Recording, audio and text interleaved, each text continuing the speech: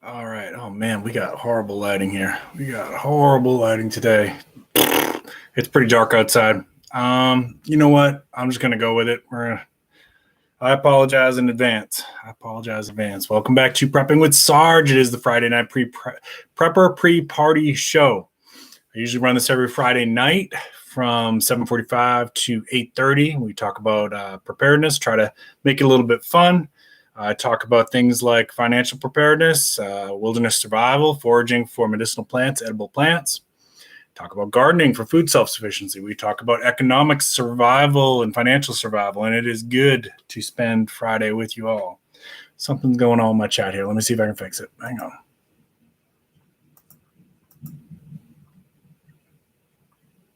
Let's try that. There we go. Hey, Jessica. Hey, Pilgrim Radio. It's good to see you all. I don't know why when I stream from this laptop, always my chat is wonky. It is good to see you all. So, first of all, I did a poll yesterday on in the community tab, and 24% of you voted that you would prefer for me to be abducted by aliens than to do my live stream. 24% of you. You know what?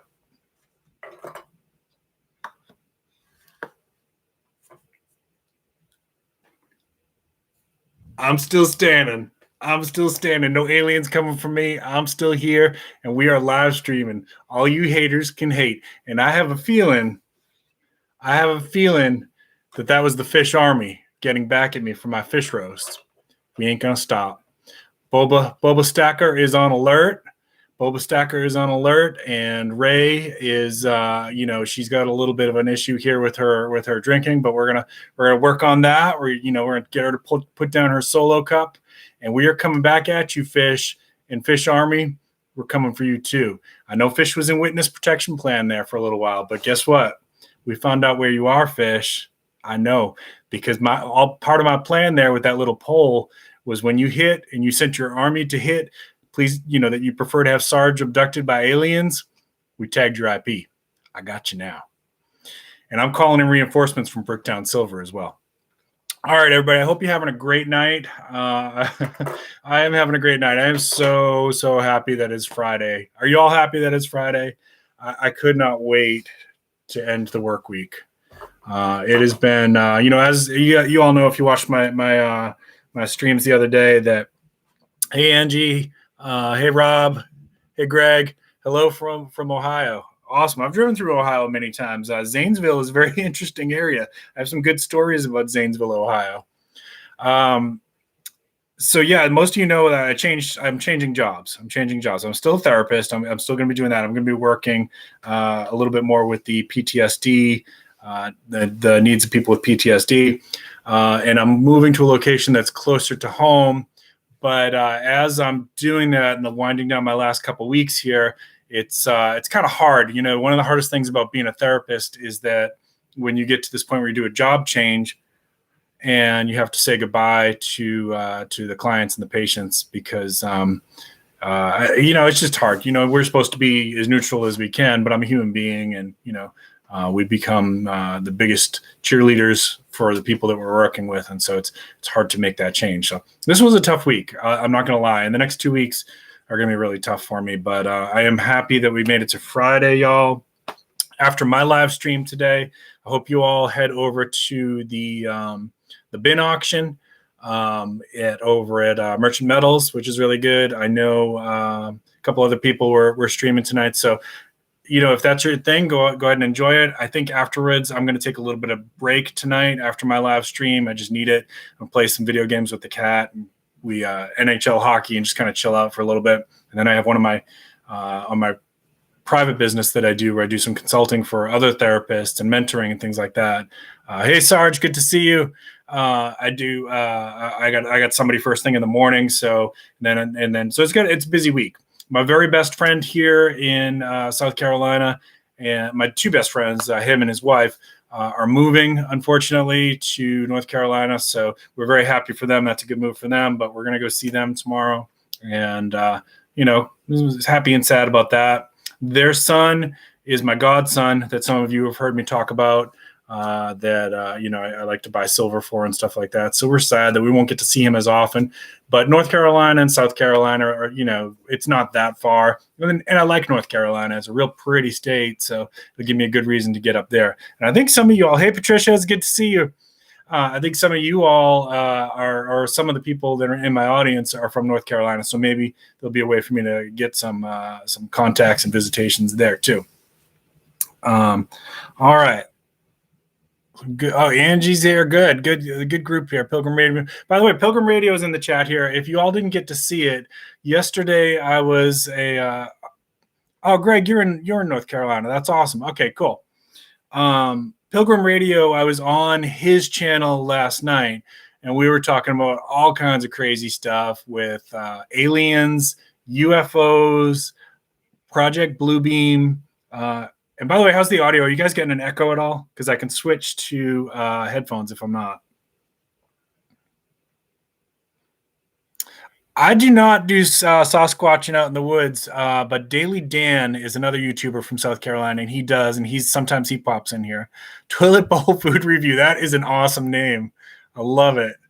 Thank you, Jessica, for the audio. So I was on Pilgrim Radio's channel last night. We were talking about aliens, UFOs, Project Bluebeam, holograms, crazy stuff, y'all. You need to check that out, and please subscribe. He's been a good friend. Stamos, how is Greece today? Awesome. Good to see you. Werner von Bern, the last card will be an alien invasion. Yeah, so that we cover all of that, Sarge. You got to check it out. It was an awesome live stream.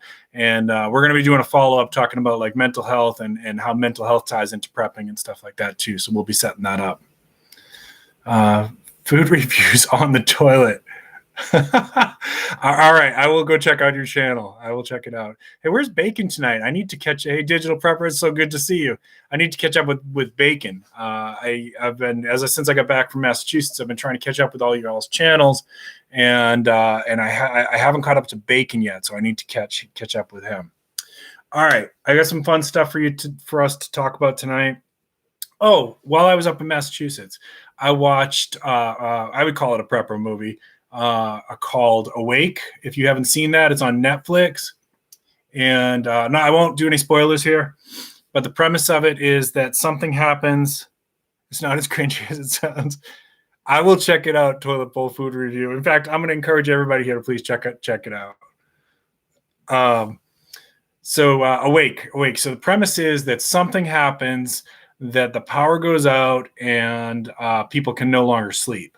Now, I found, not just from a prepping perspective, I found that extremely fascinating as a movie because from the psychology background that I have, I can tell you that if you go several days without sleep, your mental health deteriorates really, really fast.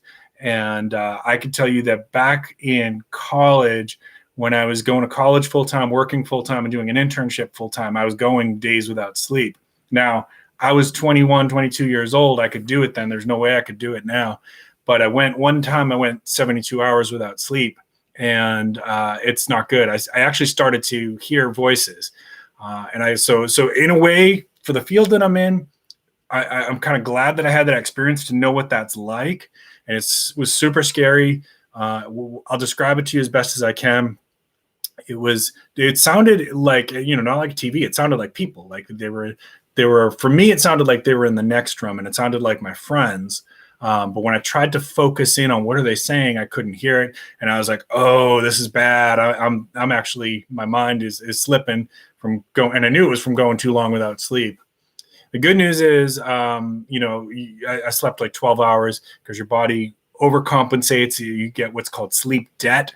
And so you can go for a while, and for people in the chat who've been in military and stuff like that, or if you've ever worked in emergency rooms, maybe you're a firefighter, whatever, you can go for a while without sleep, but then eventually you pay a really bad mental health price, and your body's going to have to catch that up. It's called sleep debt.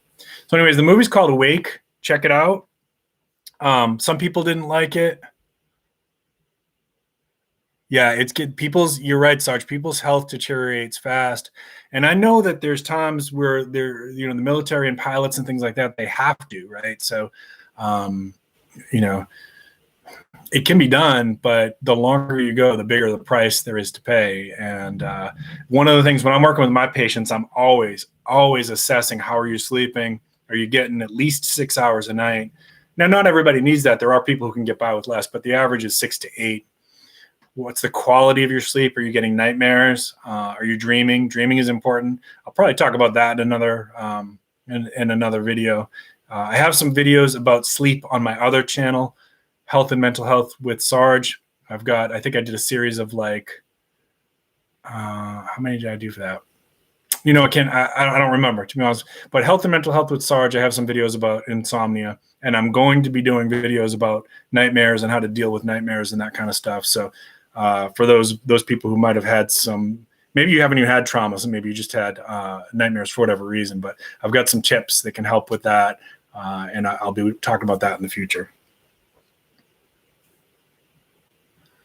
Catching up on the chat here. Hey, Successful Slave. Hey, Sherry. It's good to see everybody. Yeah, I'm still in Sherry. I got to get over to your channel. I'm still trying to catch up on people that when I was out of town, I took a little break from YouTube, so I'm still catching up with everybody. To rest when recouping from a surgery. Oh, yeah, and if you're sick or recovering from an injury, you need even more. Absolutely. All right, let's. I got a couple of things I wanted to go in here. It is all prepper related, and I'll have you out of here within the half hour. Bear with me just a second. All right. So, thing number one I wanted to talk about. Oh, digital prepper, man, it was awesome. I went. It was the first time I got to see my family since pre-pandemic. And because most of my family's up in Massachusetts. I got a brother in Arizona. I got a sister in California. And we all got together. And it was the first time that we'd all been together in a long time. And it was awesome. I had the weather in Massachusetts was so nice. I really had a good time. All right, we'll see you later, a Successful Slave. Thank you for tuning in.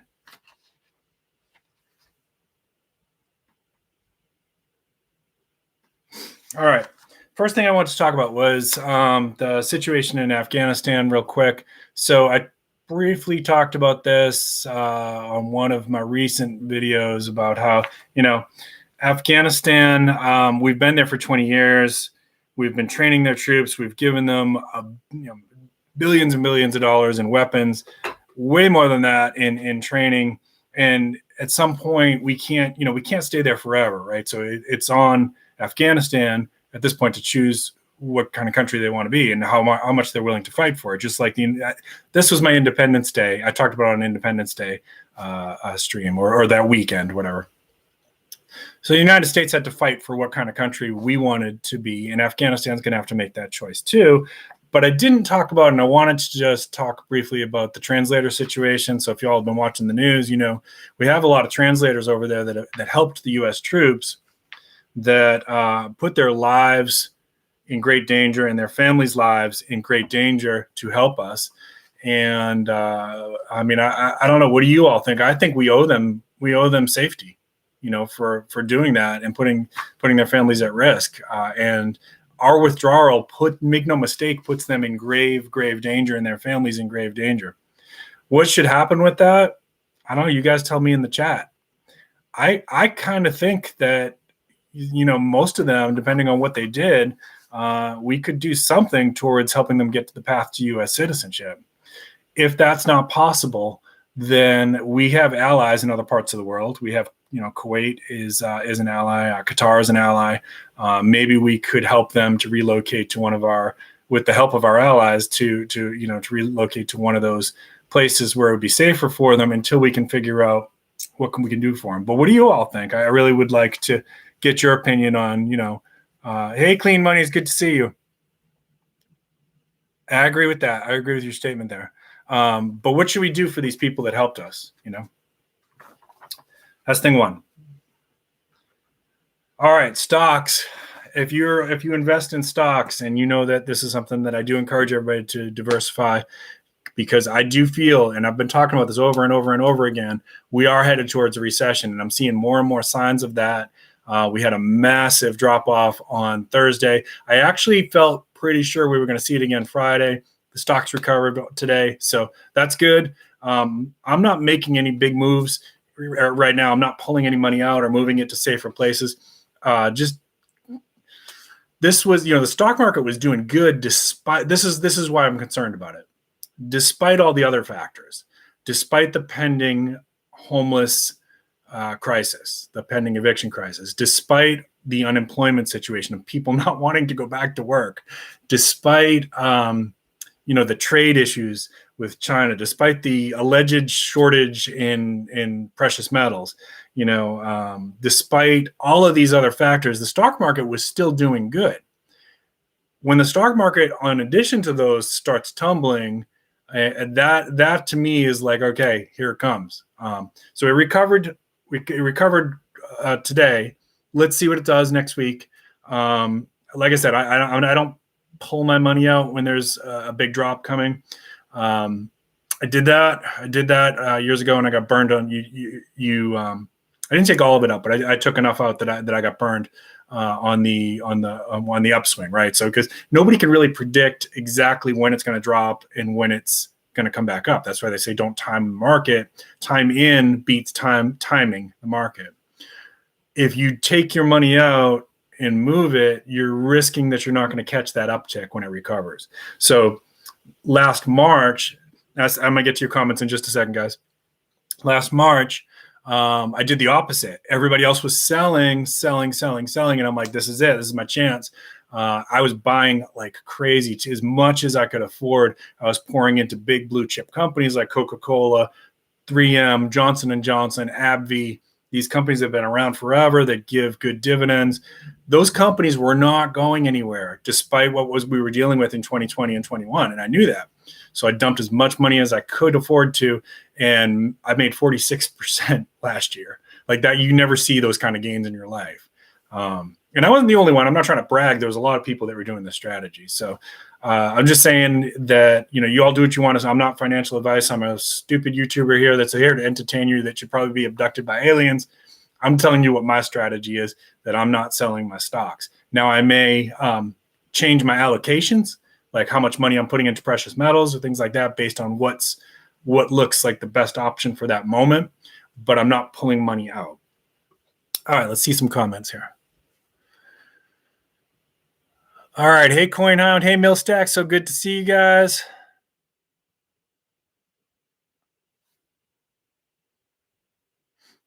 SilverStacks. Prepper, good to see you. Sarge, wait, I'm not sure. I got to scroll back here. I think I missed something.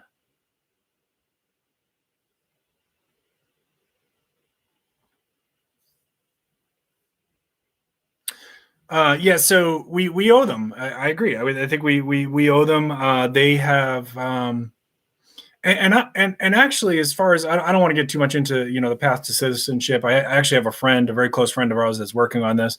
If I'm going to talk about that, I want to do a little bit more preparation for that. I can tell you that it is extremely, extremely expensive to get the path to citizenship, and it takes a long time. I do think that there should be a way that we can expedite that and make it more affordable or even free for somebody who's put their life on their line for our country, as these people did. So.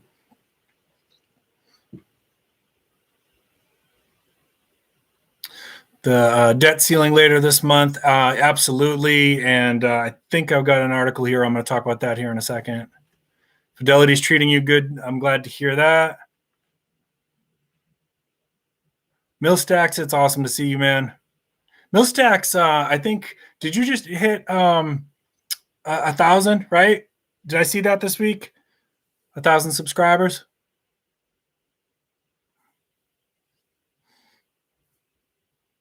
Ungrateful Peasants, good to see you.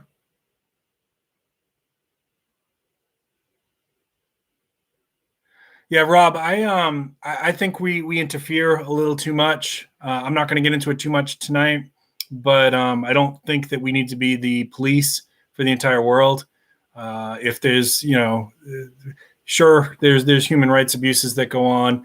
I don't think that the United States should be the only country or maybe the United States and Great Britain should be the only two countries that are solving that. This is why we have United Nations. And if there's horrible atrocities going on, then everybody that's in the United Nations needs to be a part of that solution, not just like the United States going in and being the police force. That's just my opinion. All right, let's go on to the next article here, folks. Yeah, Milstacks, you all need to check out Milstacks' channel. It is awesome.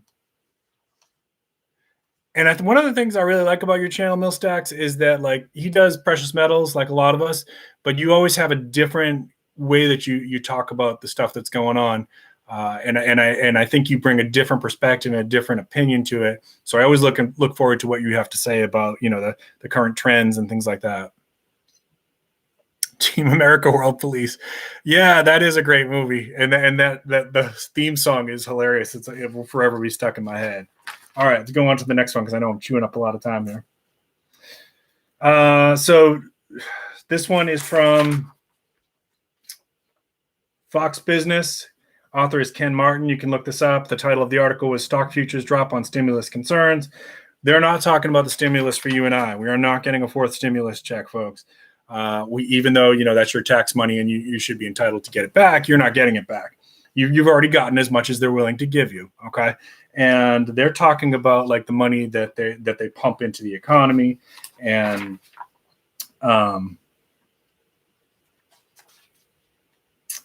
reducing the bond purchases that inject money into the financial system. So they're talking about pulling that back. I think that's going to be one of those other things that starts to tumble to this, that pushes us towards the recession.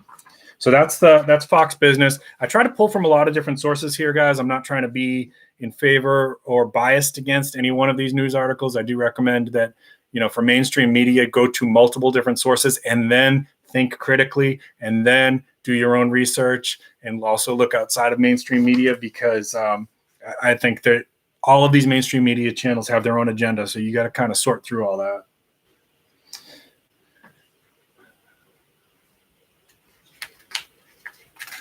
All right, next one. 5-alarm. This article is called 5-Alarm Fire. Slow trickle of rental aid heightens concern about the eviction crisis. This is from Rachel Siegel. And let's see which. I might have pulled this one off of Associated Press. Rachel Siegel is the author, and the title of the article was 5-Alarm Fire, Slow Trickle of Rental Aid Heightens Concerns about the Eviction Crisis. Okay, so I've been talking about this one a lot on the channel and why I think this is the big elephant in the room. So I'm going to combine this with, I don't know if any of you saw the story about some cities are putting up, they're actually building tent cities. The cities are paying for and building tent cities, which provide a safer environment for people that are houseless or homeless. They are providing some services in there like medical care, mental health care. I'm really happy to see that. It's one part of the solution. It's not going to solve the problem. It just is for now creating the cities that are doing this. And I don't know how expensive it is to run something like this, but they're creating a safer situation for now.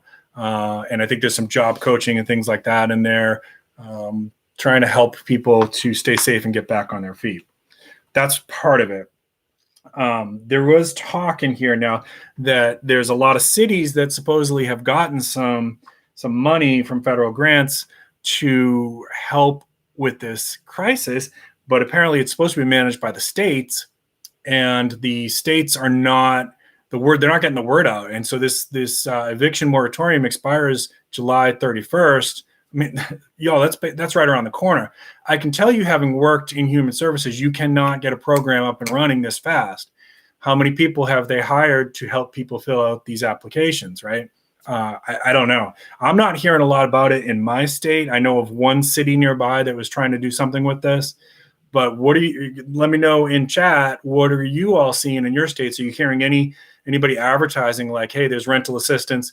And the way this is supposed to work is there was money for the landlords and the tenants. So one of my friends, Steve from Corsair's Trainers, I think he had talked about a few months ago that maybe what they'll do is they'll give a little bit of money to the landlords with the condition that you can't evict the person now, or it restarts the clock or whatever. It sounds like that's what this is trying to do. but I can't find a whole lot of information. The money supposedly, or some of the money is there, but the states are not. The states are not getting it going fast enough. All right, let's check your chat. Washington State is providing tiny houses with interdisciplinary teams, okay, to assist with moving forward. It's a nice project. They're also doing large CCBCH grants to help with this. That sounds similar to what Denver was doing. That sounds similar. And I again, it doesn't solve the problem. It doesn't make the problem go away, but it does create a safer environment for some of these people until they can get back on their feet. That doesn't answer the question also that I've been saying is, what about the landlords? The landlords got screwed, and I am not a landlord. This is one of the reasons why I never want to be a landlord is I don't want to be screwed on income, and I don't want people who, if I have to evict somebody, which honestly, I'm too nice. I probably couldn't do it. I'd probably be so suckered because my tenants would just keep saying, I don't have the money. And I'd say, oh, all right, so I wouldn't even be a good landlord. I'd get screwed. But if you do have to evict somebody, a lot of times people will trash the house, or their apartment. They'll flush cement down the toilets. They'll punch a hole in every wall, spray paint the floors. So it ends up costing you thousands and thousands of dollars just to rent to the next person. Aloha, Unc. It's so good to see you. How you been, man? Go ahead, Unc. I'll answer. So, Wayne, I see your comment there. I think that could crash the bubble, and there could be some opportunities for people who are in a position to buy. I know the top 1% is going to benefit the most, but people who are, there'll be other people. If you've been saving some money, making some investments, you'll probably be in a good position when that bubble crashes. And I do think that the real estate bubble in a lot of areas, maybe most areas, is going to crash.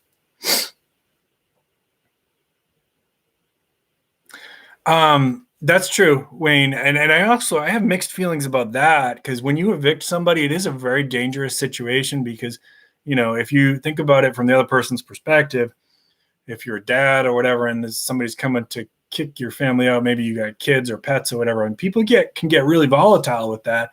So I have mixed feelings about sending the police to do that too, but I guess there's nobody else that really could do it.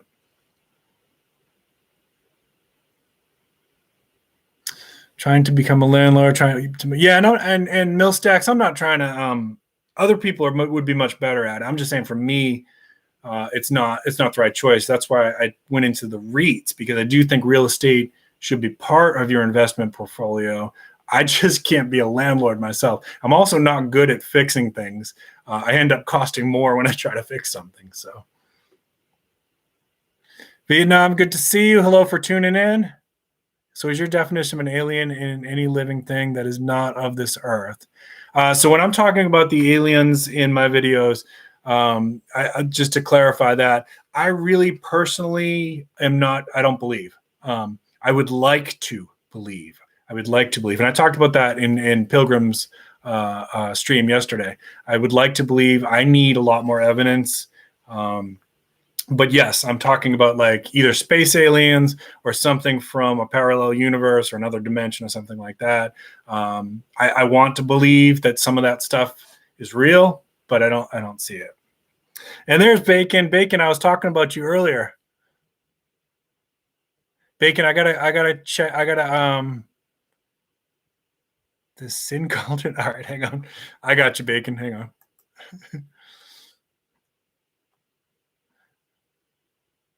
Okay. I gotta catch up on your channel, man. I've been trying to catch up on everybody since I got back from Massachusetts. I have not been over to your channel yet, and I apologize. I will. All right. So that's the housing situation. And now, if I don't have high confidence in this, but if the government somehow figures this out and can get some money into the hands of the landlords and can prevent 5 million people from living on the street, that does kick the can down the road a little bit. It may not prevent, but postpone the recession. It could buy some time.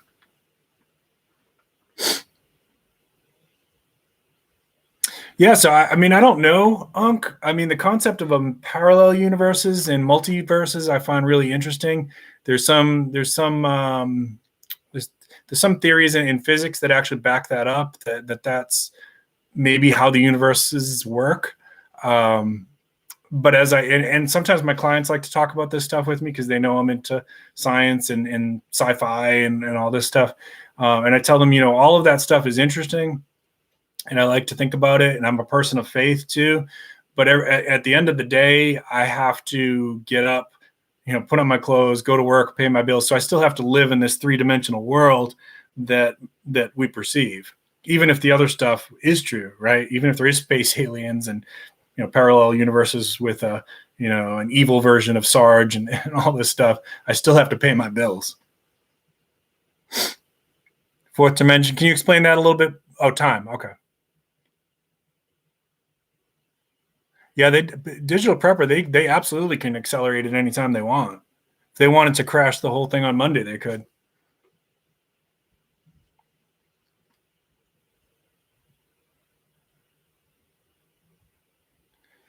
Yeah, Unc, you got to go over and check out the stream that I did with Pilgrim Radio. We're talking about a lot of that stuff, man. It was good stuff.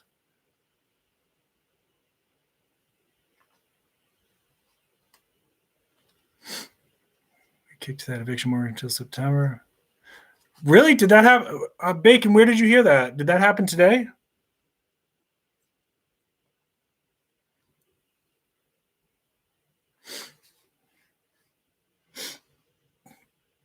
All right, I'm going on to the next article, folks. All right, this one's from dailymail.com. This is not a mainstream site. This is more smaller. I'll just say smaller. This is from dailymail.com. Trying to see who the author was. Emily Crane.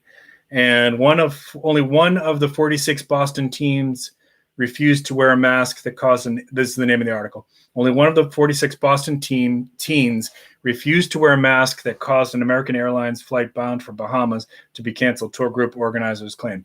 Okay, so this actually happened right after I came back from Massachusetts. So we were kind of following the story. If you don't know what I'm talking about, there was a mainstream media story that there was like a group of teens who were refusing to comply with the airlines protocols about masks.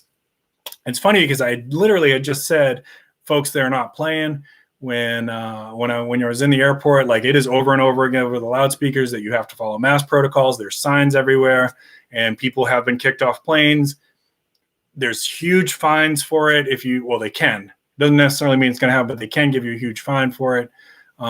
So I basically was saying, just whether or not you believe in it, just wear the mask so you don't have to go through all that crap. It's not worth it.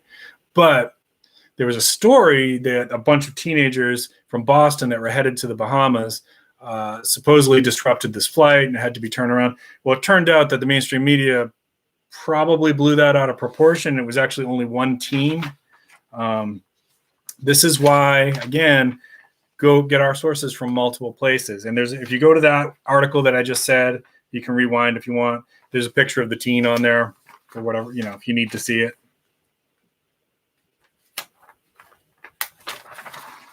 Not all is as it is reported on CNN and Fox and MSNBC. All right, let's see what we got.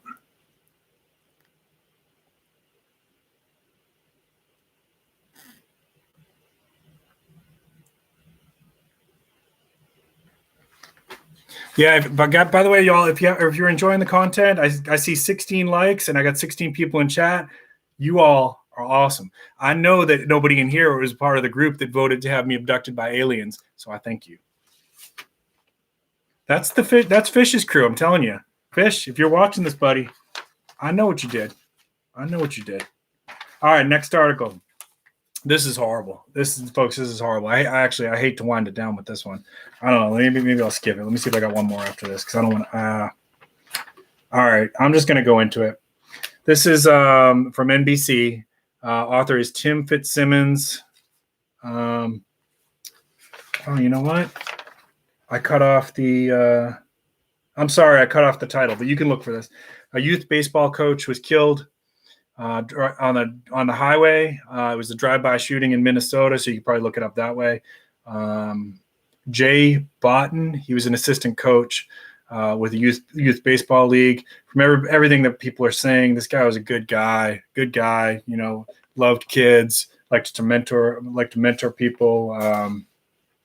Was involved with some youth groups and things like that. Who knows what happened, but there is no situation on the road that's worth shooting somebody for or dying for. And this happened here. It still happens here sometimes in Charleston. People will randomly shoot somebody on the highway. And my wife and I have a friend who lost his nephew to this.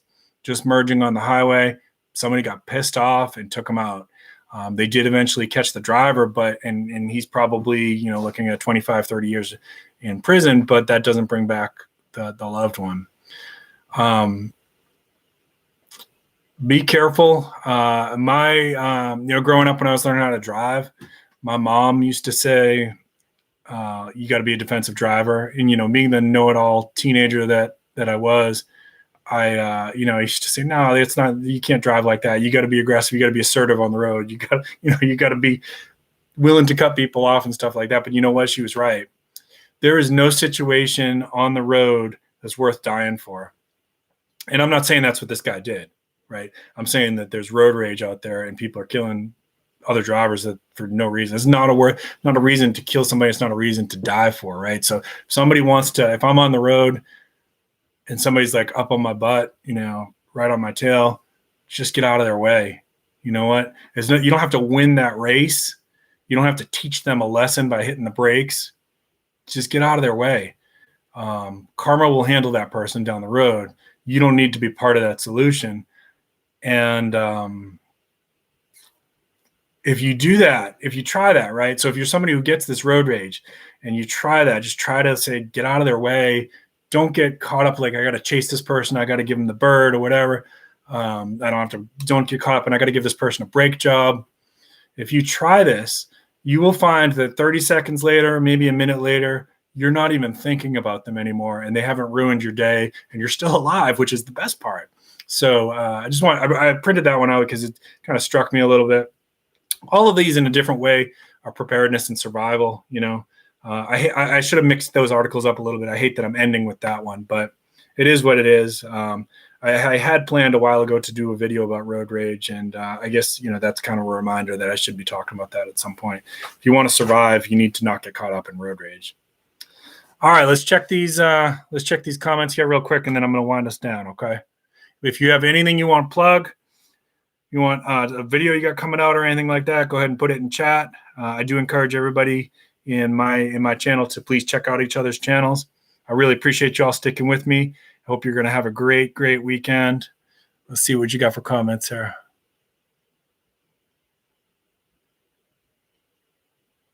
Yeah, the legality of the rent moratorium is definitely questionable. And I think that the court case is about everything that's gone, not just that, but a lot of things, businesses that went under in 2020, things like that like there's going to be legal repercussions for probably decades on all this stuff.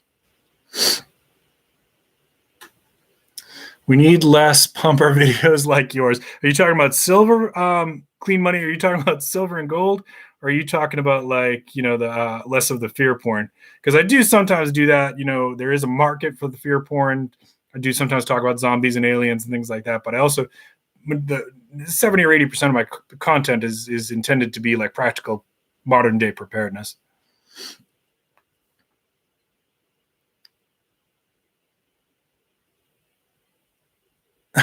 Sarge.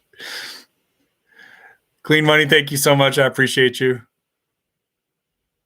Yeah, everybody just needs to get home safe. That's right. If you were getting in a road rage incident with somebody and you're chasing them or you're blocking them or you're giving them a brake job, just for a second, remember that you got somebody, most of you, hopefully all of you have somebody that loves you, wants you to come home. It's not worth dying for.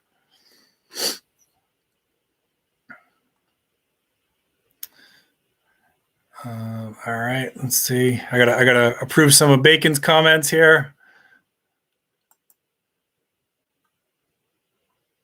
Drive defensively. Yep. And I wasn't always like that. I'm lucky that I didn't get shot. I was kind of a hothead. I'm not anymore. You guys know I'm mellow. I'm probably the exact opposite of violent. I was a hothead when I was younger. I got into fights and I liked fighting and things like that. Martial arts actually was a big part of me learning to get that under control. It's not worth your time to react to some driver that Yep, exactly. Yep. If they need to feel like they're a bigger person, just go ahead. They'll be out of your life in 30 seconds. You'll never have to deal with them again. SilverStacks Prepper, thank you so much for tuning in. Karma is real. Karma will get those people. You don't have to be a part of that solution. Wayne's good to see you. Have a great weekend. All right, Bug Dude, good to see you. I'm actually winding down. I usually end this one at 8:30, but thank you for tuning in. I really appreciate it. This Sunday on my live stream, one of my followers want to do the Holy Grail burpee session, which is, oh man, you're going to do 1,000 burpees? Wow. All right. I may not be up that. Oh, it's Pacific. I may be up. Okay. I'll try to catch that. If I don't catch it, I'll absolutely catch it on recap, brother. All right. You guys all have a wonderful weekend. Thank you so much. Thank you, everybody, for tuning in. Thank you for all the comments. Thank you for the likes. It is good to be back after a little hiatus from YouTube.